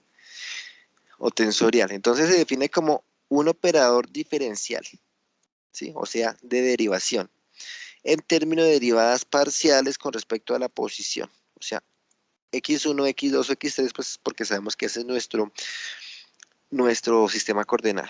Entonces, acá expresándolo de forma compacta, pues es la sumatoria desde i igual a desde 1 hasta 3 de las derivadas de algo. ¿Sí? Aquí hay algo que tengo que derivar, una función, seguramente, en función de esos términos E1, 2 y 3. Entonces aquí está pues expresado de forma abierta. Aquí voy a derivar una función, una función, una función, seguramente, primero en términos de x1 y tengo una componente, en términos de x2 hago la derivación, tengo otra componente, y en términos de x3 y tengo otra componente. ¿De acuerdo? Entonces esto es derivar funciones, entonces para eso pues necesitamos conocer una función que nos defina un campo vectorial seguramente. ¿Sí? Una función de x.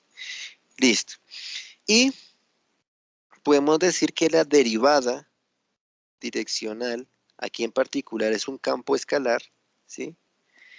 En función de un vector n,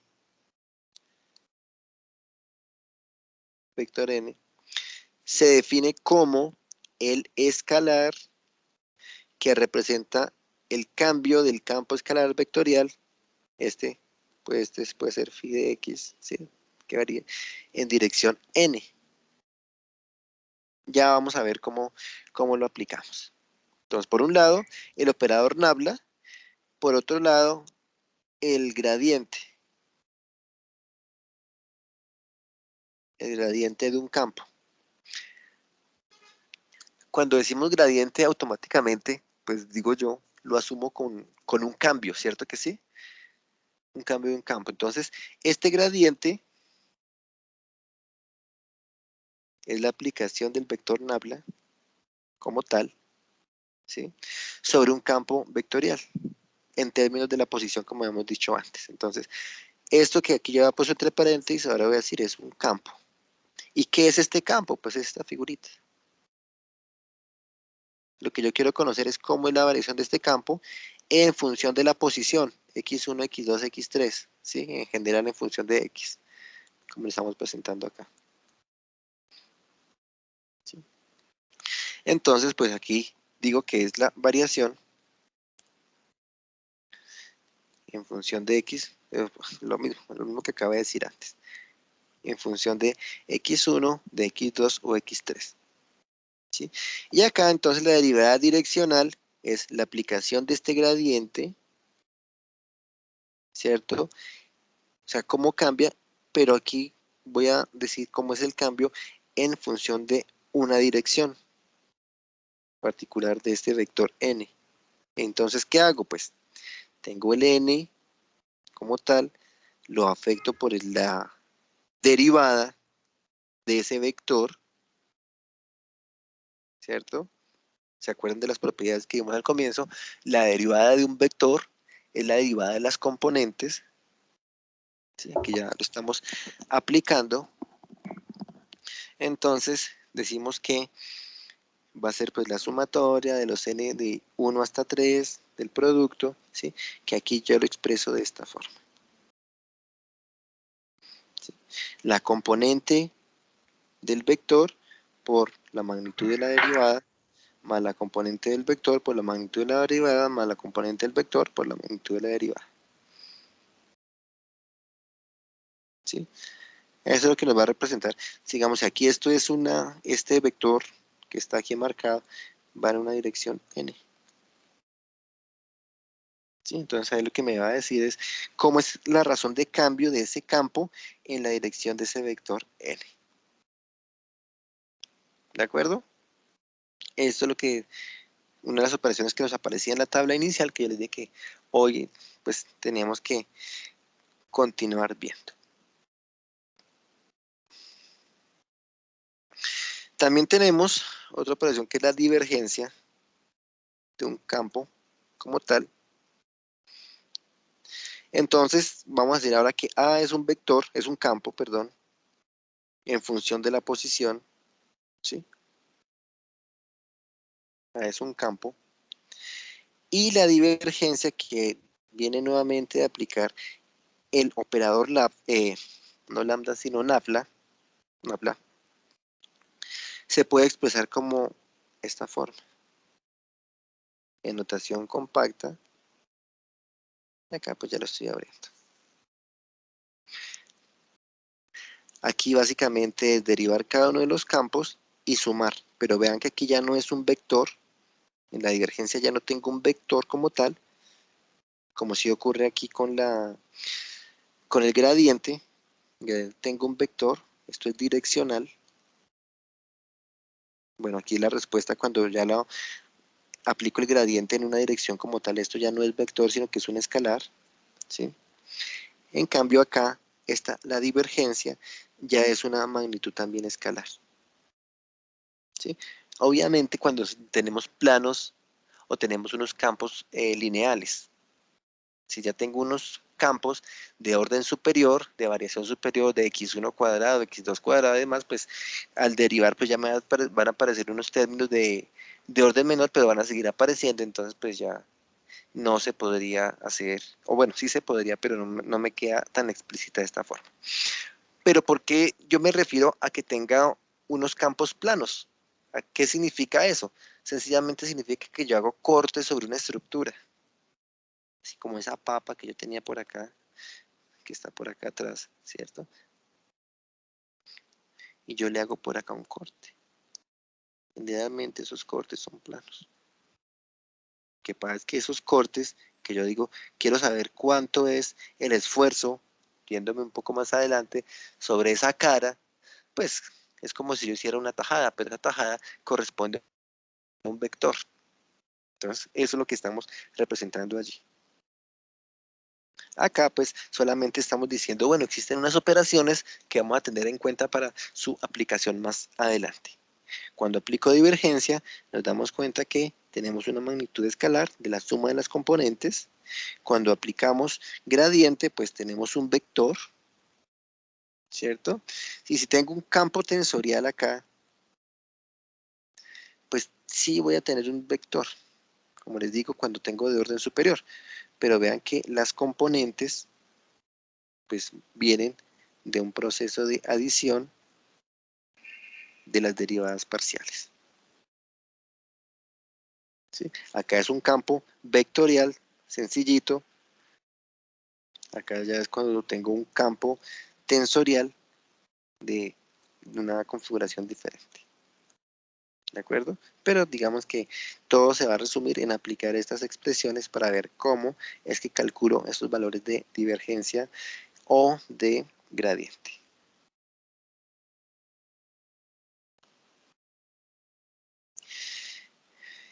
Ejercicio, pues para aplicar esto.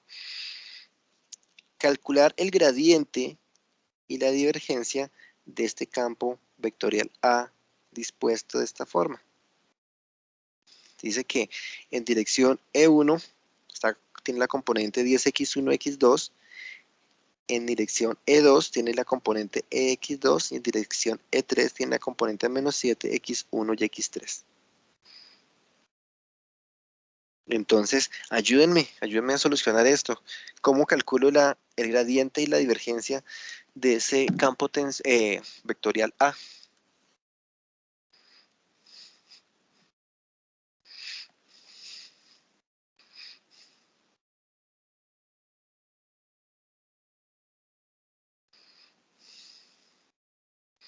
Díganme qué hago.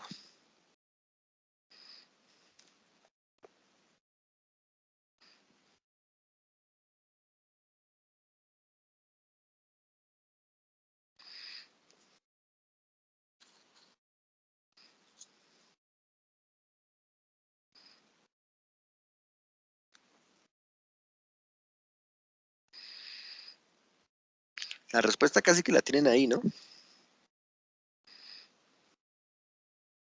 Aquí está expresado de forma matricial. Se dan cuenta que tengo el vector del campo, ¿cierto? Más un vector transpuesto de nabla, del gradiente. Entonces, pues al realizar el producto de ese campo por ese gradiente, voy a obtener una matriz. ¿Cómo me quedaría la matriz? Que sería esta. Básicamente, les digo, aquí está la respuesta, me toca reemplazar.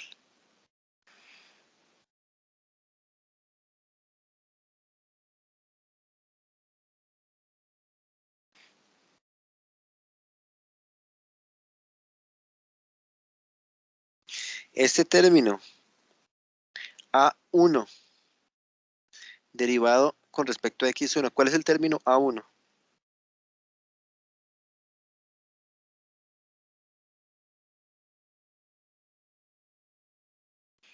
Recuerden que esto yo le puedo expresar como A sub I, B sub I, ¿no?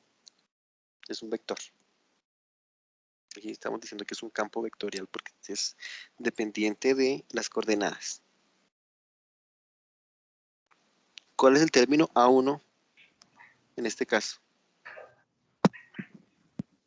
10x1, x2. Este es el término A1.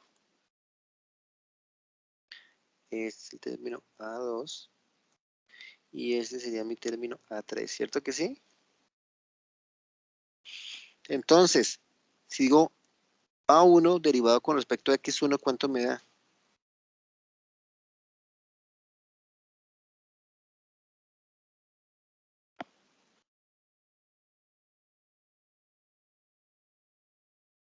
¿10x2? 10x2. A1 con respecto a X2, ¿cuánto me da? 10x1. Y con respecto a X3, Daría 0. 0. Facilito, ¿cierto? Ahora voy con el término de A2. Si lo derivo con respecto a X1,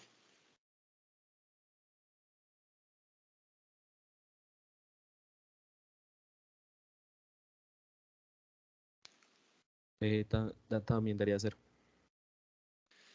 si lo derivo con respecto a X2, 3. y con respecto a X3, volvería a dar 0, ¿cierto? No depende de X3. Y el término A3 con respecto a X1, Menos 7x3. menos X3 con respecto a X2, Daría 0. y con respecto a X3, Menos 7x1.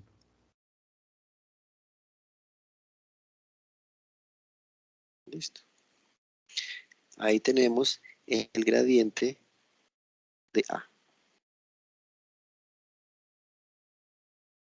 Así es como va a variar el tensor A. Y la divergencia me dice, coja el término A1 y derívalo con respecto a X1. El término A2 con respecto a X2 y el término A3 con respecto a X3. ¿Dónde encuentro esos términos?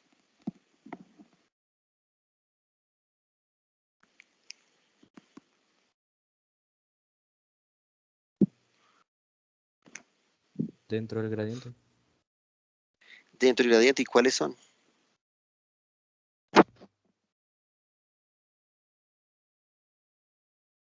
Acá está el primer término, acá está el segundo término, acá está el tercer término. ¿Cierto que sí? O sea, prácticamente diría yo, para este caso, que es la traza de ese gradiente. Entonces, si es así, y organizándolo me daría menos 7x1 más 10x2 más 3.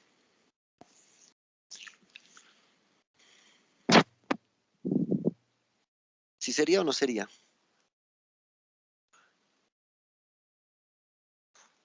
Y así sería.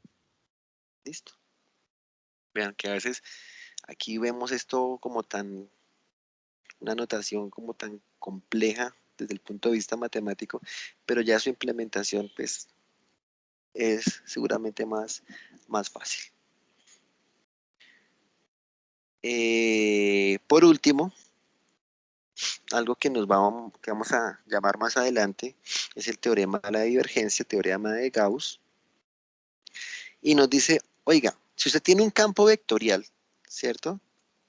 Definido por una función como la acabamos de ver, a sub x, y este campo tiene unas derivadas parciales de primer orden continuas,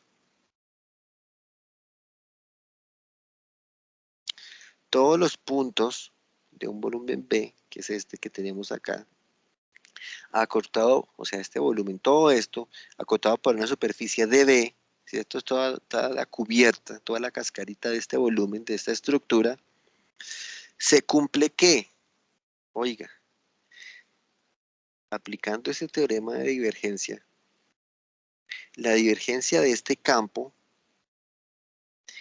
en esa superficie, ¿cierto? Mentira, en este volumen, porque estamos integrando con respecto al volumen, yo puedo decir que es igual a ¿qué? A la integral, ya no en función del volumen, sino en función de la superficie de un vector en una dirección n, que está acá, asociado a ese campo. ¿Sí? En otras palabras, yo puedo expresar una integral de volumen como una integral de superficie, aplicando este teorema de la divergencia. Entonces tengámoslo presente porque más adelante vamos a decir, oiga, aplicando teorema de divergencia, hacemos alguna formulación, hacemos alguna demostración, entonces ya sabemos qué es. ¿Cómo puedo hacer una integral de volumen equivalente a una integral de superficie por medio de la divergencia? ¿De acuerdo? Acá pues está expresado en forma indicial, pero es exactamente lo mismo. ¿Y qué es n? N es un vector, ojo, normal, unitario a la superficie en la posición, ¿sí? Y acá, pues, si ya no planteara como un campo vectorial, sino como un campo tensorial, pues vamos a decir exactamente lo mismo. Que voy a expresar una integral de volumen como una integral de superficie. ¿Sí? Como les digo, esto es como tiene un respaldo matemático fuerte, pero aquí nos vamos a ir solamente a lo que nos interesa como caso particular, que es qué es lo que significa. ¿Sí? ¿Por qué? Porque más adelante vamos a necesitarlo para hacer alguna deducción, para entender por qué hacemos unas transformaciones y demás. ¿Sí? Teorema de divergencia. Bueno, ¿alguna pregunta? Ya en nuestra próxima clase empezaremos esfuerzos, entonces ya nos toca ir pensando en evaluar toda esta primera parte de generalidades.